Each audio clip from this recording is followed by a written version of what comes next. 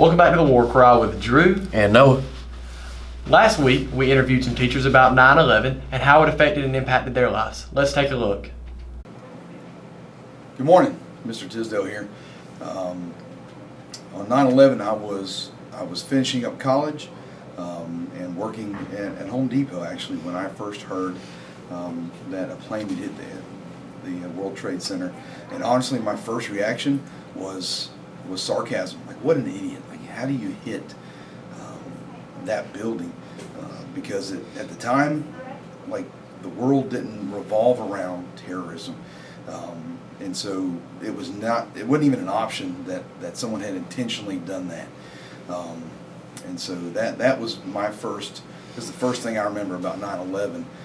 The rest of the day, of course, I remember, and in my lifetime, my generation, the Space Shuttle Challenger that I saw explode as a boy in Orlando, Florida, is my first real memory of a national tragedy, and then, of course, 9/11.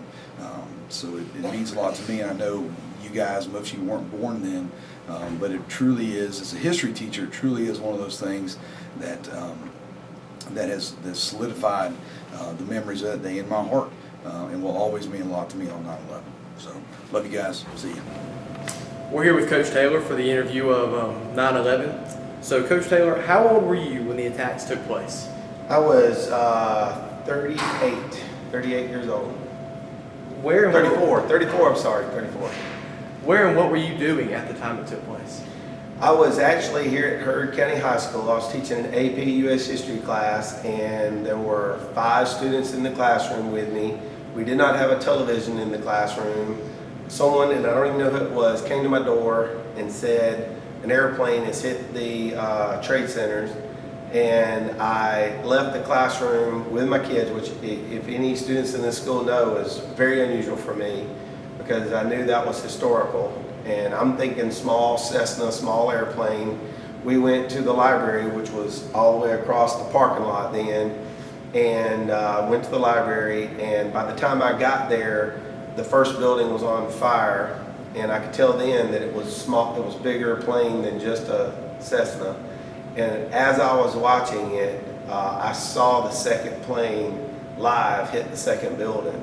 And I think I was probably more surprised by that happening than anything that I can think of in my life, except maybe the birth of my children. I was, so very emotional. What emotions and thoughts were going through your head as the attacks were taking place? I just couldn't believe what I was seeing. I just couldn't believe that the building went down. I thought the firemen would get it out, put the fire out and things like that. And then I sort of knew how many people worked in that building, had an offhand, and it was like the top 5th of the building fell, and then the rest of it fell. And so I knew the casualties and deaths were going to be high. And then I was scared for myself and scared for my family, because I didn't know what else was going to happen after that. How has 9/11 changed you throughout life so far? Everywhere I go, I look at who I'm around. I think about where I'm going. I think about my security, my family's security. When we travel, I probably pay attention to the news a lot more than I did. And so I'm very aware. I'll fly, but I really don't like to fly.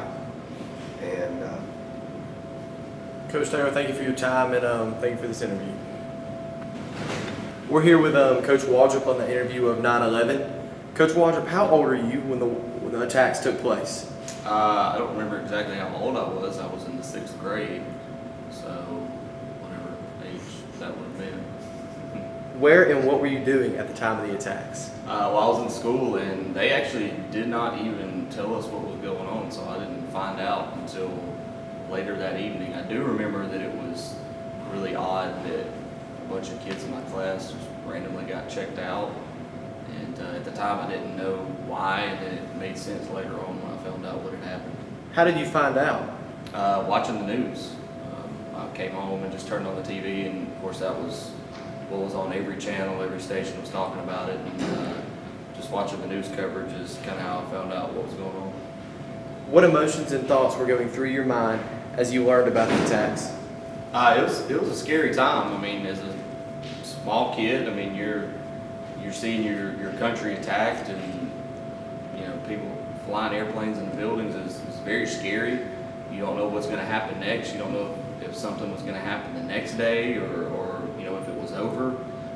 So you know, fear of the future, fear of what might be happening right now. I remember late that night there was some bombings that had happened in the Middle East, and so the fear was that maybe that was somehow connected, like maybe the whole world is going to war again. You know, you just don't really know. It's just a lot of chaos and a lot of questions. Has 9/11 changed you? Definitely. I mean, it's changed the whole world. I mean, everything really has been impacted by what happened on that day.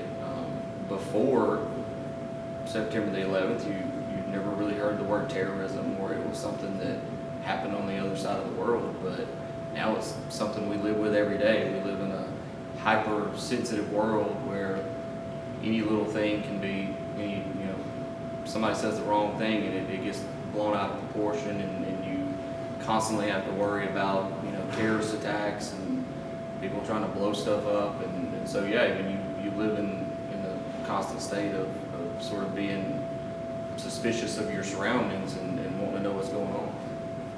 Well, thank you, Coach Waltrip, for this interview, and a good rest of your day. Thank you. Last Friday, there was a pep rally at Central Hatchie Elementary. The kids had a lot of fun and the spirit of the Brave Nation was lifted. Early that morning, the band and the cheerleaders came out and played for the car riders, and the football players joined in during fourth block for the full pep rally. In other news, there was a Red Cross blood drive last week. More on that after a brief recap on sports from last week. Drew? Our varsity football team met a tough match with Hateful Charter last week, but hope to bounce back. The game ended with a score of 61-7, but the Braves fought till the end and made it a point to never give up. Boyd led the way for the Braves with 101 yards rushing on 9 carries, and 5 of the Braves had carries for positive yardage, including senior Jay Wright, who had 32 yards on 8 carries, and fellow senior Keyshawn Johnson, who had 7 touches for 30 yards. As for our middle school Braves, they beat Central 44-18. It was an easy win, so keep on going, middle school Braves. For a second straight week, the Lady Braves varsity softball team went on the road and earned a hard-fought win over a region rival. This time it took extra innings. The Class AA number 2 ranked Lady Braves defeated the Class A number 6 Bremen Lady Blue Devils by a final score of 4-2 in 8 innings. Middle school softball lost last Tuesday against Carrollton 6-0, then beat Mount Zion on Thursday 18-0. Against Mount Zion, Natalie Schneider threw a no-hitter in 3 innings and struck out 7 people. Next we have the weather, a conspiracy theory, and another new teacher spotlight. Before that, Presley had a chat with Mr. Hurd to talk about the marching Braves and how he's adjusting to his new surroundings. Presley? Hi, my name is Presley, and today I'm here with Mr. Hurd for the New Teacher Spotlight, where we learn more about our new teachers. So Mr. Hurd is the new band director, and we're here to learn some more about him. So where are you from? I am from LaGrange. I was born and raised in LaGrange. I went to Troop High School, and after I left Troop High School, I went to Auburn University, where I got my undergrad in music education, and then I went to the University of Georgia and did my master's in music education. What made you want to come to Hurd County? I heard, no pun intended, all the wonderful things that were going on here. Mr. Vogel and I have been friends, and when I found out that he was going to be leaving, we started talking and we got the ball rolling, and once I came up here, fell in love right away and knew that this was the place that I needed to be. What is the difference between other bands from Hurd County's band? One thing that I notice about this band is that there is a huge family environment here. That we are all very close with each other, whether you've been in the band for 3 or 4 years or if it's your first time. And also it is a very structured and very disciplined band, very competitive, and the musicianship here is second to none. How have you been welcomed as the new band director with people being used to Mr. Vogel? How has that been? Overwhelmingly positive. I've been very welcomed into the community. With some people who have only known Mr. Vogel for the last 3 years, it's a tough transition. but I think that every day we make more progress. I mean, it's about building trust and understanding and getting to know each other. And so as the kids get more comfortable with me and I get more comfortable with the kids, we really start to fall into a good place. So been really pleased with the community, with the families, the businesses, the administration. Been very happy with all of that since I've been here. What are your expectations for the band this year? To keep pushing forward. We start competition season in just a couple weeks. We host a competition at the end of the month, and then we will compete throughout the state of Georgia for 3 weekends up through November. So our goal is to be competitive and for every rehearsal to be better than the last one and to make this year the best that the Heard County Band has seen so far. Thank you. Hello, Heard County. I'm your local weatherman, Jacob Cash, here with the weather with a brand new setup. Now, as you can see behind me, on Monday there will be some thunderstorms in the PM.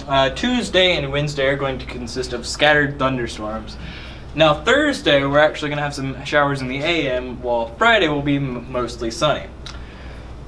Saturday will be partly cloudy, and on Sunday we're going to have some isolated thunderstorms. Highs of this week will be in the low 90s, while lows will be in the high to mid 60s range.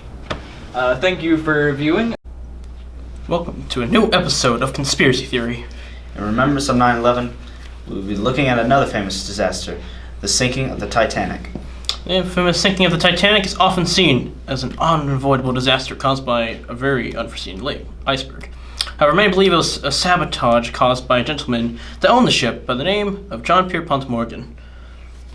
The story goes that J.P. Morgan wished for the creation of the U.S. Federal Reserve Bank to help the unstable economy at the time, since Morgan was forced to assist during the bank panic of 1907.